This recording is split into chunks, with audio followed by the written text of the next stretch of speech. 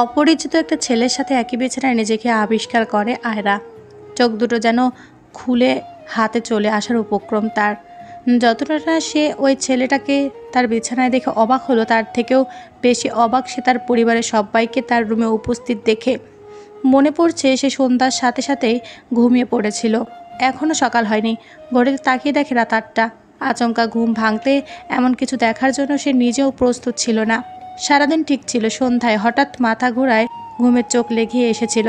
কিন্তু এখন এসব? কে এই ছেলে? আর তার বিছানায় বা কী করে এলো? আগে কখনো দেখেছে বলেও মনে হয় না। সবার চাহনিতে এটা স্পষ্ট যে কেউই এটাকে ভালোভাবে দেখছে না। কেউ তাকে কিছু বলতে না দিয়ে নিজেরাই বলতে শুরু করলেন, তোকে খাইয়ে পড়িয়ে মানুষ করেছিলাম এই দিনটা দেখার জন্য, হ্যাঁ? মুখে চুনকালি মেখে দিলি আমাদের, ছি। আয়রা চটজলদি বিছানা থেকে উঠে যায়। ওনাদের কথা শুনে তার মুখ দিয়ে যেন কথাই বেরোচ্ছিল না। তুতলি বলল, বাবা, আপনারা যেটা ভাবছেন তা ভুল। আমি এমন কিছু করিনি। আয়রার মা অনুপমা এসে মেয়ের গালে কষে একটা চর বসিয়ে দেয়। নিজেকে ঠিক করে রাখতে পারল না সে। পড়ে যেতে নিয়েও সামলে নেয়। সবাইকে বোঝানোর চেষ্টা করে যে এই ছেলেকে সে চেনে না, কিন্তু কেউ ওর কথা কানে তুলছে না। ততক্ষণে বিছানায় শুয়ে থাকা মানুষটা আর আদ্রর ঘুম ভেঙে যাওয়ার অ্যাক্টিং করলো। সে দেখে বেহাল কাণ্ড। আয়রাকে দেখলো কান্না করছে একপাশে বসে। তার মানে যা হওয়ার হয়ে গেছে। আদ্র আয়রাকে ধরে বলল, আরু পাখি, কি হয়েছে, কাঁদছো কেন তুমি? আয়রা কিছু বলুক তার আগে তার চাচা বলল, এই ছেলে কে তুমি? আয়রার সাথে কতদিনের সম্পর্ক তোমার? আসলে চাচ্ছু, আমি আর আয়রা একে অপরকে খুব ভালোবাসি। আদ্রর কথা শুনে আয়রা অশ্রুসিক্ত নয়নে চেঁচিয়ে বলল, মিথ্যা, সব মিথ্যা কথা। আমি এই ছেলেকে চিনি না। না চিনলে ও তোর ঘরে কি করে আসলো? আমি জানি না, আমি তো ঘুমেছিলাম। কেউ তো বিশ্বাস করো আমার কথা প্লিজ। আয়রার কথা শুনে আদ্র বলল, এসব কি বলছো তুমি আয়রা? আমাদের ভালোবাসার 3টা বছরের সব মিথ্যা কি করে হতে পারে? বাবা? কে তোর বাবা? তুই কোনো কথা বলবি না, চুপচাপ বসে থাকা, এক্ষুনি কাজে আসছে। মানে এসব কী বলছেন আপনারা? আদ্র বলল, কেন? তুমি না আয়রাকে ভালোবাসো? হ্যাঁ বাসি। ভালোবাসো আর বিয়ে করবে না তা কী করে হয়? বিয়ে এখন মানে? আপনাদের কথা ঠিক বুঝতে পারলাম না। বোঝার কোনো প্রশ্ন এখানে আসছে না। যেভাবে আছো চুপচাপ বসে থাকো। কিছুক্ষণ পর আয়রা আর আদ্র দুজনকে কাজে ডেকে বিয়ে পড়ানো হয়। আয়রাকে কেউ বিশ্বাস করছে না দেখে রাগে দুঃখে কবুল বলে দেয়। আদ্র কিছু না বলে সবটা শুধু দেখেই গেল, শুধু কবুল বলল আর বিয়ে সম্পন্ন হয়ে গেল। তবে সে একটা বিষয়ে খুব অবাক হয়, আয়রার বাবা মা চাচা চাচি কেউই তাকে এখন কিছু বলছে না। বিয়ে শেষ হতে আয়রার বাবা কাদের সিংহের মতো গর্জন করে বলল, এক্ষুনি বাড়ি থেকে বের হয়ে যাও। যে মেয়ে আমাদের সম্মানের কথা একবারও ভাবলো না, তাকে নিয়ে আমাদেরও ভাবার কোনো দরকার নেই। আজ থেকে তুমি আমাদের কাছে মৃত। আয়রা কাদেরের পায়ের কাছে বসে মিনতি সুরে বলল, আমি সত্যি বলছি বাবা, আমাকে বিশ্বাস করেন। আমি এমন কিছু করিনি। আমি এই ছেলেকে চিনি না, প্লিজ বিশ্বাস করেন। কাদের দূরে সরে যায়। আয়রা কাঁদতে কাঁদতে ফ্লোরে বসে পড়ে। আর অন্যদিকে ওই মানুষটি কিছুই বলছে না, একদম চুপচাপ। সব রং তামাশা যেন তার কাছে উপভোগ্য হয়ে উঠেছে। এত সহজে যে আয়রাকে সে বাগে পেয়ে যাবে ভাবতে আনন্দে মন নেচে উঠছে। তবে আয়রার মুখ দর্শনের পর সে মনে মনে বলল, এ তো সবে শুরু মাই ডিয়ার আরু পাখি। এইটুকুতেই এত কাতর হয়ে গেলে বাকিটা কে ভোগ করবে বলো? মনে মনে হাসলো ও। মা অনুপমা আর চাচি রাশেদার ইচ্ছা করছিল মেয়েটাকে আটকাতে, কিন্তু কারোরই সাহস কুলালো না নিজের বরের সামনে দাঁড়িয়ে কিছু বলার। কিছুক্ষণ পর চাচা রাশেদ বলল, বাড়ির বড় মেয়ে হয়ে তোর থেকে আমরা এসব আশা করিনি। ছোটদের এই শিক্ষা দিলি? কি শিখলো ওরা তোর থেকে? যেখানে কিনা তুই ওদের আদর্শ ছিলি। চলে যা এখান থেকে, নয়তো আমরাই চলে যাব। যেই মেয়ে আমাদের মান সম্মান হানি করলো তার পদধূলি যেন আর কখনো এ বাড়িতে না পড়ে। শেষে আর কোনো উপায় না দেখে বাড়ির বাইরে আসে আয়রা। আর তখনই তার বাবা ভেতর থেকে দরজাটা তাদের মুখের উপর ঠাস করে বন্ধ করে দেয়। সন্ধ্যার সময় ও সব ঠিক ছিল, মুহূর্তের মাঝে কি করে সব এলোমেলো হয়ে গেল বুঝে উঠতে পারল না সে। এই বাবা মা আর চাচা চাচি কত আদরে মানুষ করেছে তাকে, আর আজ তারাই ভুল বুঝে বাড়ি থেকে বের করে দিল। আর যার জন্য তারা তাকে ভুল বুঝলো সেই মানুষটিকে সে চেনে না পর্যন্ত, আর না তো কখনো দেখেছে। সে তো কোনো অন্যায় করেনি, তাহলে এটা কিসের শাস্তি দিল আল্লাহ তাকে? উত্তরটা অজানা। এক পর্যায়ে অতিরিক্ত কান্না ও দুশ্চিন্তা করার কারণে সেন্সলেস হয়ে পড়ে যায় আয়রা। আদ্র কিছুক্ষণ এগিয়ে গিয়ে দেখলো পেছন থেকে কোনো শব্দও সে শুনতে পাচ্ছে না, তাই পেছনে যেতে বাধ্য হয়। আর গিয়ে দেখলো আয়রা নিস্তেজ হয়ে মাটিতে পড়ে আছে। আর কোনো উপায় না দেখে তাকে কোলে নিয়ে নেয় আর গাড়ির সিটে বসিয়ে সিট বেল্ট লাগিয়ে দেয়। যখন বেল্ট লাগাচ্ছিল তখন সেই সুন্দর মুখশ্রীর দিকে চোখ যায় তার। মুখ যদি বলে সুন্দর না বাজে দেখতে, তো মন বলবে সত্যি আয়রা খুব সুন্দরী রূপবতী একটি মেয়ে। যে কোনো ছেলেকে এক দেখাতে ঘায়েল করতে যথেষ্ট তার এই সৌন্দর্য। নিজেকে এই মুহূর্তে কিছুতেই আটকাতে চায় না বলে আদ্র সঙ্গে সঙ্গে দূরে সরে যায় আর ফোনটা বের করে মাকে কল দেয়। সুলতানা ছেলের কল পেয়ে সাথে সাথে রিসিভ করলো, কেননা ছেলে বাড়ি ফিরছে না দেখে উদ্ভর সব চিন্তা মাথায় ঘুরপাক খাচ্ছিল। তিনি ধমক দিয়ে বললেন, আদ্র কোথায় তুই? এখনও আসলি না বাসায়? রাত কত হয়েছে তা ঠিক আছে তোর? কোনো ভদ্রঘরের ছেলে এত রাত অবধি বাইরে থাকে? আদ্র মায়ের কথা শুনে হাসতে লাগলো, যা সুলতানা শুনতে পাচ্ছিল। আমি কি কোনো জোকস বলেছি তোকে? না মা, কিন্তু তুমি যেভাবে বলছো মনে হচ্ছে আমি এখনও বাচ্চা। বড় আর হয়েছিস কোথায়? তোর কোথায় তুই বলতো আদ্র? আমার কিন্তু এসব একদম ভালো লাগছে না। এই তো মা আমি আসছি, সঙ্গে করে তোমার বৌমাকেও নিয়ে আসছি। কি? হাসতে হাসতে কল কেটে দিয়েছে আদ্র। সুলতানা বারবার কল দেওয়ার চেষ্টা করে কিন্তু কল যাচ্ছে না, তাই আদ্র ছোট বোন তন্নিকে ডাকতে তার রুমে যায়। তন্নি, হ্যাঁ মা কিছু বলবে? দেখ আদ্র কী যেন বলছে। কেন, কি বলছে ভাইয়া? ও বলছে ও নাকি বউ নিয়ে আসছে। কি বললে আম্মু? মায়ের কথা শুনে তার চোখ বড় হয়ে যায়। আর তন্নি আর 1 মিনিটও লেট না করে কাকে যেন ফোন দেয় আর কিসের সব কথা বলে। তন্নি সব কথাবার্তা সুলতানার মাথার ওপর দিয়ে গেল। সুলতানার স্বামী মানে আদ্রর বাবা মিস্টার সায়ের ঘরে আসতে আদ্র বলা সব কথা তাকে জানানো হলে তিনি হাসিতে ফেটে পড়েন। সুলতানা, তুমি আমাকে আজকে দারুণ একটা জোকস শোনালে। আমি জোকস বলিনি। এত রাতে বউ আনবে তোমার ছেলে? এটাও আমার বিশ্বাস করতে হবে? যাকে 1 বছর শত চেষ্টা করেও বিয়ে করাতে পারলে না, সে আনবে বউ?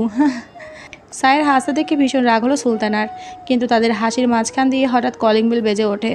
সুলতানা জলদি দরজা খুলে দেয় আর আদ্রর কোলে একটা মেয়ে দেখে উপস্থিত দুজনই ভড়কে যায়। তন্নি তো খুশিতে লাফিয়ে ওঠে। তার মানে আদ্র এসব সত্যি? কেন মিথ্যা বলতে যাবো তোমাদের? কিন্তু মেয়েটাকে এভাবে কোথা থেকে নিয়ে এলি তুই? তোমাদের বউ দরকার ছিল, নিয়ে এসেছি। কিন্তু কিভাবে? আদ্র সব খুলে বললেন। সুলতানা আর সাইর দুজন অবাক হয়ে যায়। আরও প্রশ্ন করতে যাবে এমন সময় আদ্র তাড়া দিয়ে বলল, আর কোনো প্রশ্ন করো না, সকালে উত্তর দেবো। এখন খুব ক্লান্ত আমি, ওকে নিয়ে রুমে যাচ্ছি। তন্নি খুশি হয়ে বলল, আমি তোমাদের জন্য বাসরঘর সাজিয়ে রেখেছি ভাইয়া। এবার হতভম্ব হয়ে যায় আদ্র।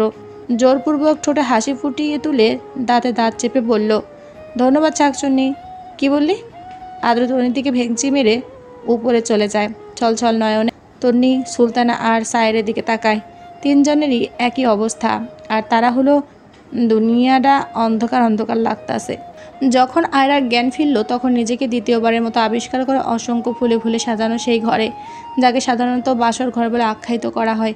আলোকিত সেই রুমটায় একবার চোখ বুলিয়ে নেয় সে। খুব সুন্দর করে সাজানো ঘরটি, কিন্তু এখানে সে কী করে আসলো ভাবতেই বিছানা থেকে নেমে পড়ে।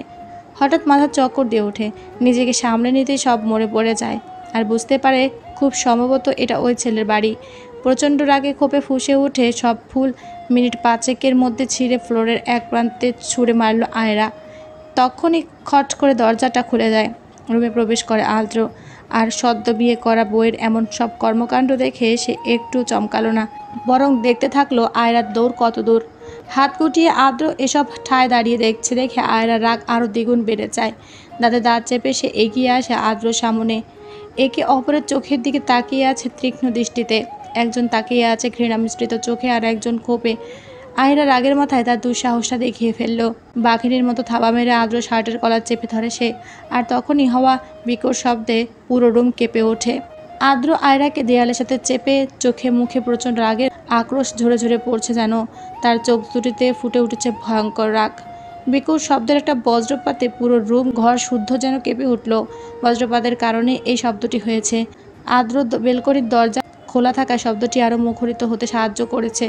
এই শব্দে আয়রা ভয়ে চোখ বন্ধ করে ফেলে আর আদ্রর কলার ছেড়ে দিয়ে দুপা পিছিয়ে যেতে আদ্র তাকে চেপে ধরে, দাঁতে দাঁত চেপে ধরে বলে, আমার কলার ধরার সাহস কী করে হয় তোমার? অন্যজন নিজেকে সামলে ফের আগের রাগেই নিজেকে ধরে রেখে স্ট্রং হয়ে বলল, আর আপনার?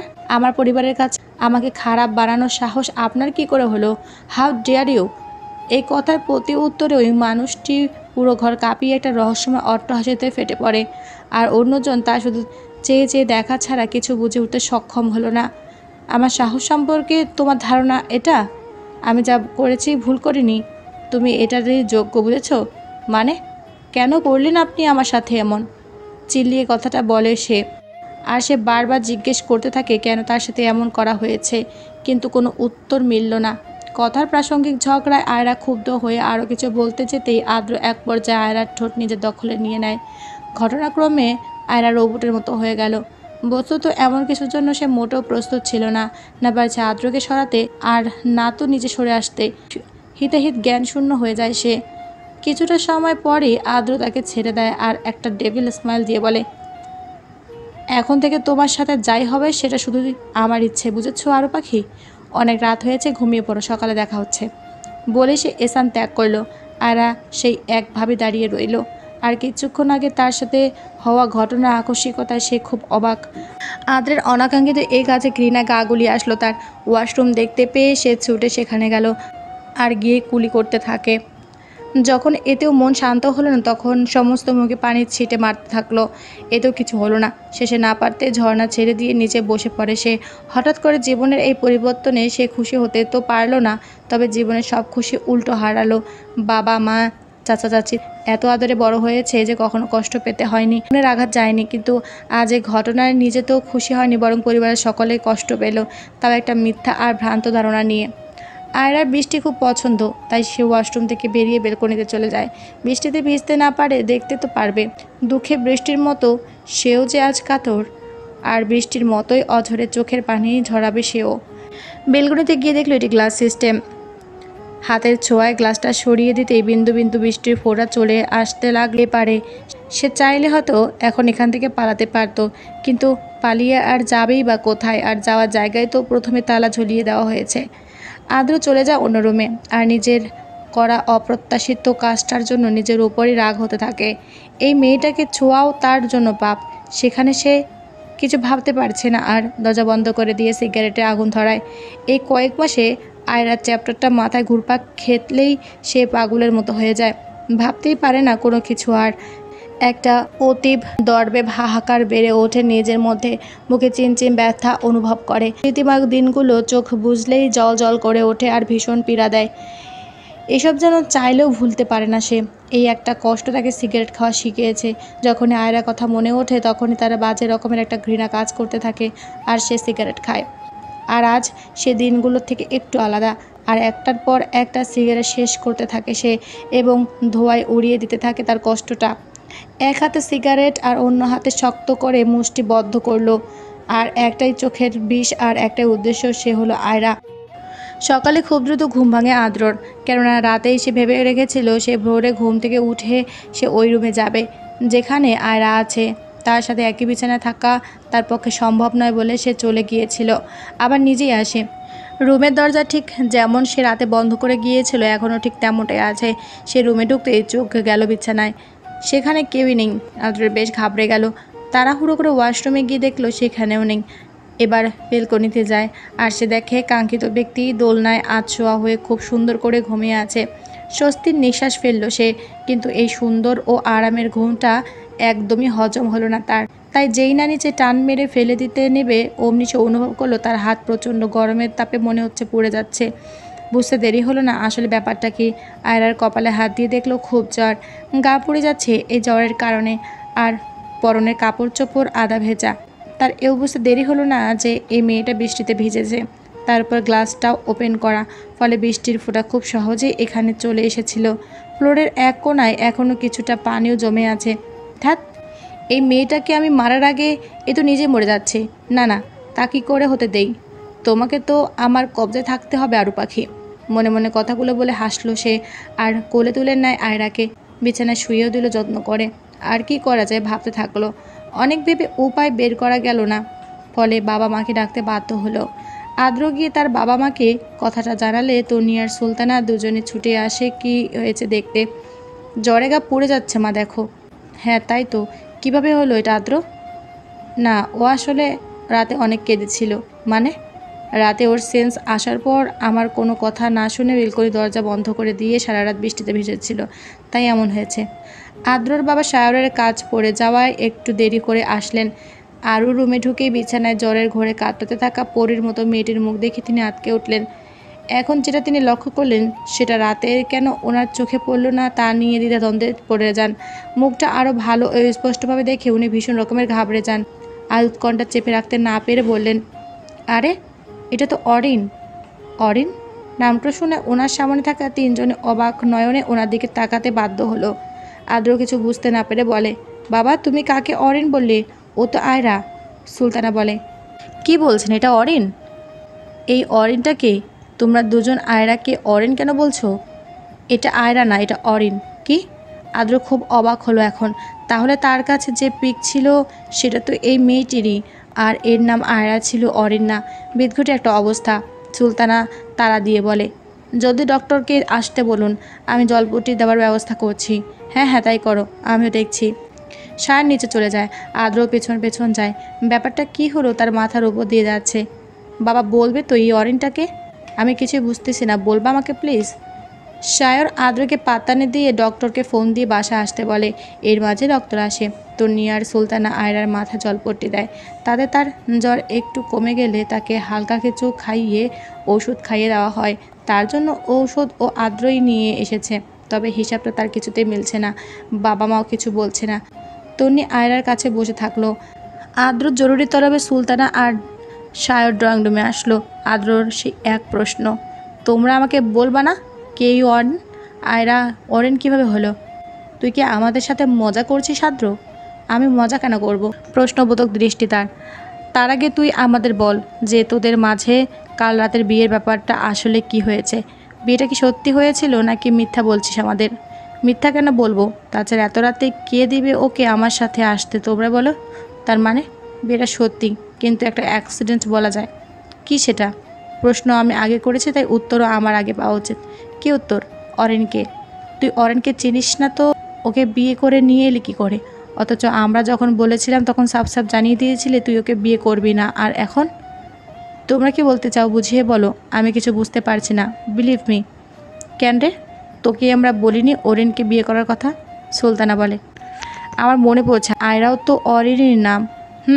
অরিনের আসল নাম অরিন মেহনাজ আয়রা। বাবা নাম দিয়েছিল অরিন, কাদের ওকে অরিন ডাকে, তাই সেই হিসেবে আমরা ওই নামে চিনতাম।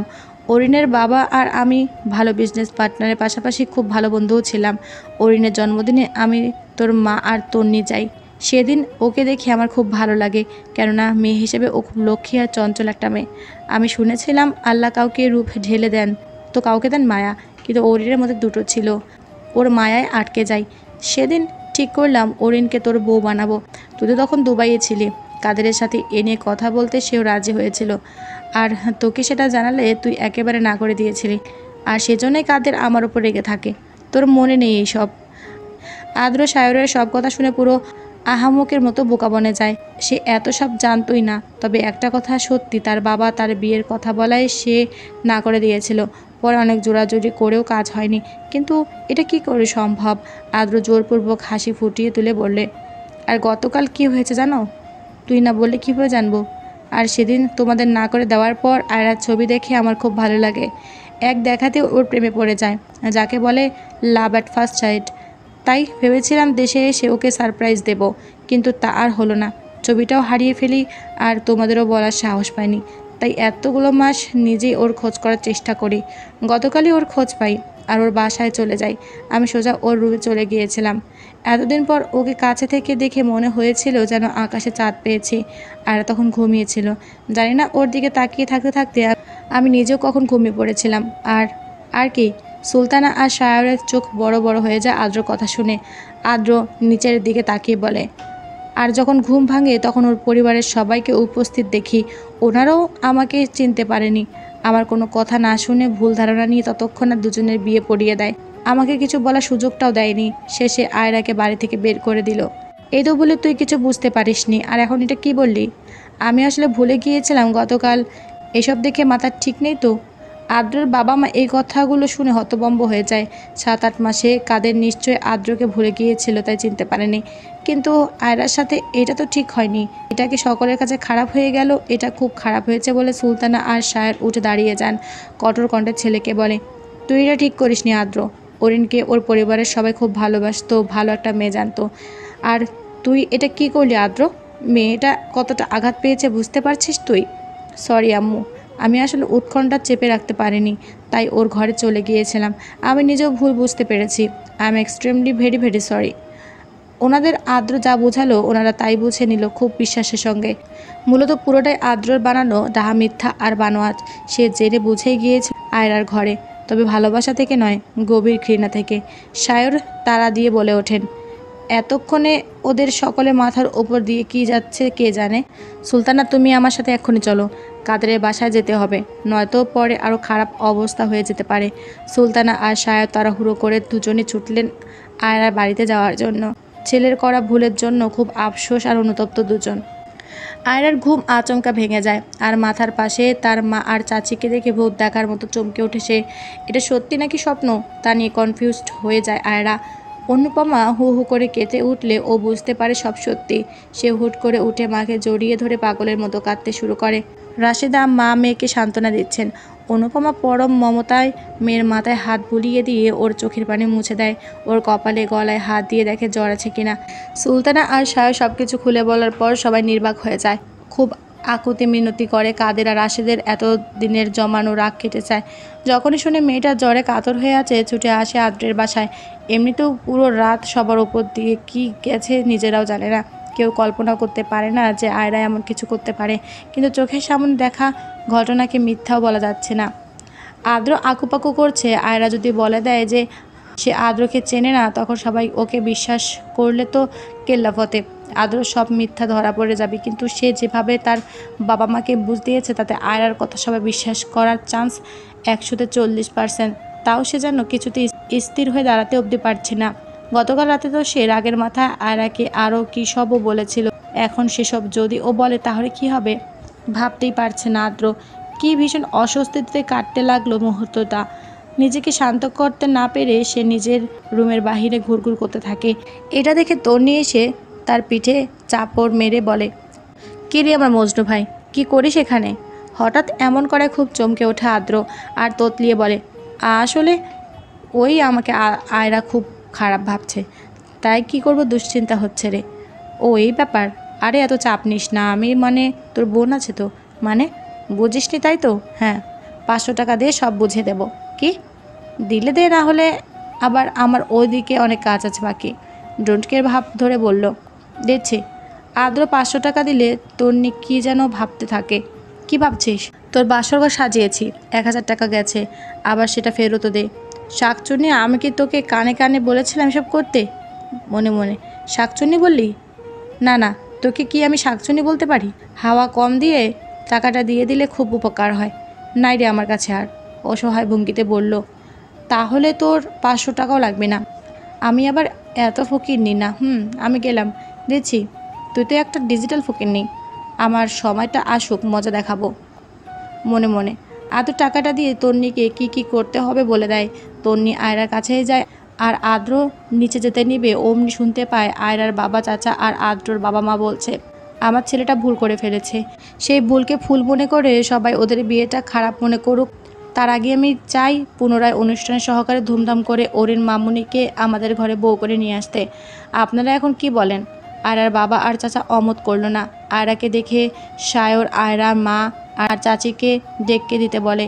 আদ্র বাধ্য ছেলের মতো ডাকতে যায়, আর তন্নি রুমে ঢুকতেই শুনতে পায় আয়রা বলছে, মা আমি ওনাকে চিনি। আয়রাকে থামিয়ে দিয়ে তন্নি বলে ওঠে, আরে ভাবি, তুমি ভাইয়াকে চিনবে কি করে? তুমি তো ভাইয়াকে সেই কবে দেখেছিলে, ভুলে গেছো? আর এ দেখো, ভাইয়া তোমাকে ভালোবাসতো, সারপ্রাইজ দিতে গিয়ে উল্টো একটা খারাপ কাহিনী হয়ে গেল, বেখাপ্পা হয়ে গেল পুরা। এই কথাটা আয়রা মাথার উপর দিয়ে গেল। ও কিছু বলতে যাবে অমনি কালো শার্ট গায়ে জড়িয়ে রুমে ঢুকে আদ্র, আর ওকে দেখিয়ে আয়রা কিছুটা অজানা ভয় কেঁপে ওঠে। আদ্র রুমে ঢুকে সেটা লক্ষ্য করে, তবে সেটা চোখ সরিয়ে নিয়ে আয়রার মা আর চাচিকে বলে যে ওনাদের নিচে ডাকছে। ওনারা চলে যায়। আয়রা ওনাদের সাথে যেতে চাইলে তন্নি আটকায়। ওনারা চলে যায়, তন্নি বলে, আমিও যাই। আমাকেও বোধহয় ডাকছে, তাই না ভাইয়া? ও হ্যাঁ হ্যাঁ, তোকেও তো ডাকছে, বলতে ভুলে গেছি। তন্নিও চলে যায়।